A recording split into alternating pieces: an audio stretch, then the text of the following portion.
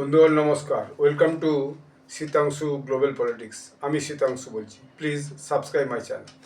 President Donald Trump দেখা যাচ্ছে একটা টুইট করে যে ভারতের ইলেকশন কমিশন তার ইলেকশন কমিশনকে তার যে পদ্ধতি প্রক্রিয়া নির্বাচনের সেই পদ্ধতি প্রক্রিয়াকে তিনি সমর্থন করেছেন এবং তার দেশেও একটা ওই রকমই আইন এনে আগামী দিনে তিনি ব্যবস্থা করবেন সেটা তিনি বলেছেন। আপনি কি বলেছেন আমি বলছি আপনাকে।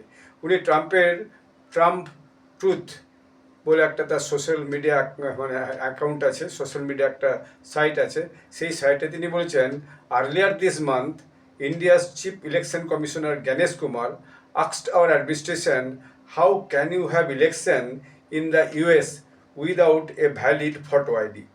India's last election had 64 crores 60 lakhs voters. Less than 1% vote by email, and every single voter had to have a valid passport, valid photo identity document. We need to pass the Save America Act now, President Donald J. Trump. অর্থাৎ তার এই বক্তব্যটা হচ্ছে যে ভারতের যে election commissioner Ganesh Kumar তিনি যে আমেরিকান প্রশাসনকে একটা প্রশ্ন করেছেন এবং জিজ্ঞেস করেছেন যে আপনারা এই যে নির্বাচনটা করেন এই নির্বাচনে আপনারা কিভাবে করেন। আপনাদের যদি দেশে একটা ভ্যালিড ভোটার কার্ড না থাকে যাতে ফটো আইডেন্টিটি আছে, তার ডিটেল লেখা আছে, তাতে আপনারা কিভাবে ভোটার আইডিটা ভোট করেন, ভোটটা কী করে অনুষ্ঠান করেন, ভোটটা কী করে আপনারা পরিচালনা করেন। ইন্ডিয়াতে 64,60,00,000 ভোটার্স আছে যারা ভোট দিয়েছে, ভ্যালিড ভোটার্স, এলিজিবল সিটিজেন, বুঝতে পেরেছেন, ইলিগাল ইমিগ্রেন্টস নয়, ভ্যালিড ভোটার্স আছে। তাদের একটা ফটো আইডি আছে এবং যাতে এটাকে লিগেল ডকুমেন্ট বলা হয় এবং যেটা একটা ভ্যালিড যেটা ভোটার কার্ড বলা হয় সেটা আছে, তার ভিত্তিতে ভোট হয়। এই বিষয়টা অর্থাৎ যে ভোটার আইডি কার্ডটা ডোনাল্ড ট্রাম্পের কিন্তু মনে লেগেছে এই জন্য বলছি যে তিনি তারপরে যেটা বলেছেন সেটা খুবই মারাত্মক। সেটা হচ্ছে we need to pass the save America act. আমাদেরকে আমেরিকাকে রক্ষা করতে হবে, এই জাতীয় একটা আইন আগামী দিনে পাস করতে হবে। তার মানে Donald Trump impressed on the election process in India. বুঝতে পারছেন, আমেরিকার লোকসংখ্যা খুব বেশি হলে জনসংখ্যা এই মানে 35, 36 কি 40 কোটি হবে ইদানিংকালে, আমি দেখিনি। আর ওদের ওখানে নিয়মিত সেন্সাস হয় কিনা সেটাও আমার জানা নেই। তবে বিষয়টা হচ্ছে যে হঠাৎ তিনি কেন ইলেকশন কমিশনকে ভারতে প্রেস করলেন এবং কেনই বা তিনি এই কথাটা বললেন যে আমাদেরকে এই সেভ আমেরিকা অ্যাক্ট পাস করতে হবে।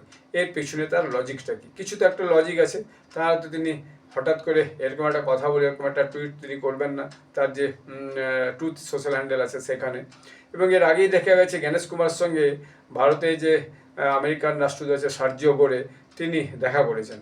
তো ফলে দেখা যাচ্ছে তার কাছে এই বিষয়টা খুব মনে লেগেছে এই জন্য আমি যেটা মনে করি, আমার যেটা ধারণা, দ্যাট ইজ বিকজ তার সামনে নির্বাচন হচ্ছে নভেম্বর মাসে, এবং নভেম্বর মাসে নির্বাচনে না হলেও তার পরবর্তীকালে তার নির্বাচন আছে আরও 2 বছর পরে, যেটা আমেরিকার 4 বছর ছাড়া যে জেনারেল ইলেকশন হয়। তখন হয়তো তিনি আর তৃতীয়বারের জন্য দাঁড়াবেন না, বা যদি তিনি যে সেভ আমেরিকা অ্যাক্ট করে আবার সেটাকে নিয়ম পাল্টে দেন যে কোনো লোক 3 বারের জন্য ভোটে দাঁড়াতে পারে প্রেসিডেন্ট নির্বাচনে। ওদের দেশের নির্বাচনটা তো দুরকমভাবে হয়। একটা হচ্ছে প্রথমে আভ্যন্তরীণ নির্বাচন, নিজেদের দলীয় নির্বাচন, নিজেদের যতজন প্রার্থী থাকে দলের সমর্থকরা, নেতারা, তারা নিজেদের মধ্যে একটা প্রতিদ্বন্দ্বিতা করে কে প্রেসিডেন্ট পদে আপনার লড়াই করবে অন্য দলের সঙ্গে। ওখানে মূলত 2টো দল যাদের মধ্যে ফাইট হয় হচ্ছে রিপাবলিকান পার্টি আর ডেমোক্র্যাট পার্টি। তো রিপাবলিকান পার্টির নেতা হচ্ছেন Donald Trump, JD veins, Marco Rubio, এরা সব যারা এখন ক্ষমতায় আছে। আর আগের যারা ছিলেন তারা ছিলেন আপনার ডেমোক্র্যাট পার্টির নেতা জো বিডেন, কমলা হ্যারিস, বারাক ওবামা, এরা সব। তো যাই হোক, তারা তো হেরে গেছেন। এখন ইনি দেখছেন যে যদি আমি সামনের যে নভেম্বরের নির্বাচন, তার আগে যদি সেভ আমেরিকা অ্যাক্ট করে প্রত্যেক নাগরিক একটা করে ভোটার আইডি না কার্ড করতে পারি এবং ভারতের যে ইলেকশন সিস্টেম সেটাকে ফলো না করি, তাহলে যেখানে যত ইলিগাল ইমিগ্রেন্টস আমেরিকাতে ঢুকেছে তারা একটা ওই ইমেল এর মাধ্যমে আপনার ইন্টারনেটের মাধ্যমে একটা নিজের আইডি কার্ড বানিয়ে নেবে। কিছু মানুষ হচ্ছে যে ইমেল করে ভোট দেবে, আর কিছু মানুষ হয়তো বুথে যেয়ে ভোট দেবে, এবং ওখানে ভোটার প্রক্রিয়াটা সেভাবে স্বচ্ছ নয়, যেটা ভারতবর্ষে এখন পর্যন্ত যথেষ্ট স্বচ্ছ। এবং গণেশ কুমার খুবই দক্ষতার সঙ্গে এ পর্যন্ত যাবতীয় যে রাজ্যের ভোটগুলো এবং কেন্দ্রের ভোটগুলো কিন্তু পরিচালনা করছেন, এ কথা মানতেই হবে। এটা উই বিলিভ ইট, যারা আমরা concern citizen in the country, we believe that he is one of the finest chief election commissioner as on today. তো ফলে তার এই বিষয়টা খুব মনে লেগেছে, এবং এর ফলে কী হবে, তিনি হয়তো আগামী দিনে বুঝতে পারবেন যে তার সঠিক ভোটার সংখ্যা কতজন আমেরিকাতে, এবং কতজন বাইরের লোক সেখানে যে ভোট দিয়ে চলে যাচ্ছে, যারা কিন্তু ভ্যালিড ভোটার নয়, যারা আমেরিকান সিটিজেন নয়, তারাও সেখানে কোনোভাবে নিজেদের নাম তুলে দিয়ে ভোট দিয়ে চলে যাচ্ছে, কোনো ঝাঁটাই বাছাই প্রক্রিয়ায় নেই। ফলে যে কোনো সময় আগামী দিনে যে রিপাবলিকান পার্টি কিন্তু হেরে যেতে পারে। তার যে MAGA campaign, make America great again, সেই মাগা ক্যাম্পেন কিন্তু ক্রমশ ফেল হতে চলেছে, তার জনপ্রিয়তা কমতে চলেছে। তো তার এখন মনে হয়েছে যে রিপাবলিকান পার্টিকে টিকে না রাখলে আগামী 4 বছর পরে যদি তিনি হেরে যান, এবং যদি আবার যদি ডেমোক্রেটরা ক্ষমতায় এসে যায়, তাহলে পরে কিন্তু তার এগেনস্টে তারা যে কোনো সময় ইমপিচমেন্ট আনতে পারে, অন্য কোনো কিছু আনতে পারে। যদিও সেটা সম্ভব না, তিনি অবশ্যই যাওয়ার আগে তার যাবতীয় দোষ মাফ করে দিয়ে যাবেন, ফলে তার এগেনস্টে কোনো বিশেষ আইন কানুন আর খাটবে না, যেটা জো বিডেনও করে গেছেন। তো ফলে মনে হচ্ছে আগামী দিনে ডোনাল্ড ট্রাম্প এই যে পদ্ধতি প্রক্রিয়াটা, এটাতে তিনি আইন করবেন, এবং আইন করে আগের দিনে সঠিক যে আমেরিকান ভোটার তাদেরকে চিহ্নিত করবেন, এবং চিহ্নিত করে তাদের দিয়েই যাতে আগামী দিনে আমেরিকাতে ভোটার, সেটাকে তিনি নিশ্চয়ই সুনিশ্চিত করবেন। এটা আমার এই মুহূর্তে মনে হচ্ছে। আমি তো একটা সাজেশন দেবো, আমি দেখি, আমি সোশ্যাল মিডিয়ার ওকে লিখবো যে আপনি before that you can make an SIR, হ্যাঁ, একটা আপনি এসআইআর করে নিন, এই যে intensive revision, systematic intensive revision একটা করে নিন, যাতে করে আপনার সত্যিকার কারা আমেরিকার সিটিজেন কারা নয় সেটা একেবারে ছাঁটাই বাছাই হয়ে যাক।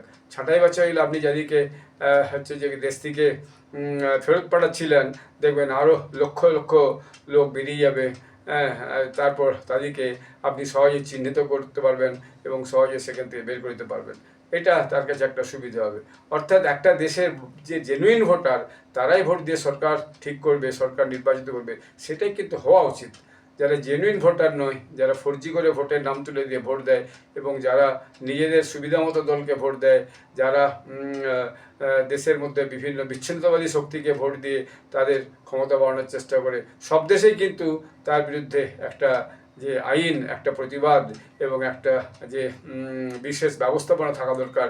অন্তত যে সমস্ত দেশগুলোতে ডেমোক্রেটিকভাবে, অর্থাৎ গণতান্ত্রিক পদ্ধতিতে ভোটের মাধ্যমে সরকার নির্বাচিত হয়, সেটা সব দেশে দরকার। সেই অর্থেই আমি ডোনাল্ড ট্রাম্পকে এই যে আগামী দিনের উদ্যোগ, তিনি যে মেক আমেরিকা গ্রেট এগেন এর মধ্য দিয়ে যে we will make an save America act, সেটা করতে চলেছেন, এবং তারপরে সেই অনুযায়ী আরও তার মধ্যে বিভিন্ন ব্যবস্থা গ্রহণ করবেন, এটা অবশ্যই মনে হচ্ছে। এবং ভারতে যিনি রাষ্ট্রদূত আছেন সার্জিও গৌর, তিনি অবশ্যই জ্ঞানেশ কুমারের সঙ্গে দেখা করে নিশ্চয়ই সব ব্যাপারটা খুব বোঝার চেষ্টা করেছেন, বা আগামী দিনে আরও বুঝবেন, এবং আগামী দিনে বিশেষ পদ্ধতি প্রকরণ কীভাবে আমেরিকাতে লাগু করা যায় সে ব্যাপারে পরামর্শ নেবেন, এবং সেটা প্রেসিডেন্ট ট্রাম্পকে কনভে করবেন, এবং সেই অনুযায়ী আমেরিকাতেও একটা ব্যবস্থাপনা আগে তৈরি হবে, যাতে জেনুইন ভোটাররাই আমেরিকার প্রেসিডেন্ট, ভাইস প্রেসিডেন্ট নির্বাচনে অংশগ্রহণ করতে পারে, এবং তারাই ভোট দিয়ে তাদের অধিকাংশের পছন্দে সেই দেশের সরকার তৈরি হয়, প্রেসিডেন্ট, ভাইস প্রেসিডেন্ট নির্বাচিত হয়। এটা হওয়া খুব দরকার। তার এই উদ্যোগকে আমি সমর্থন জানাচ্ছি। অবশ্যই তিনি এটা করুন, তাতে আমেরিকার যারা সত্যিকার জনগণ নাগরিক, তারা ভোট দিয়ে নিজেদের সরকার নির্বাচন করার সুযোগ পাবে, এবং তারা সেই সুযোগটাকে কাজে লাগাবে। আপনারা সবাই ভালো থাকবেন।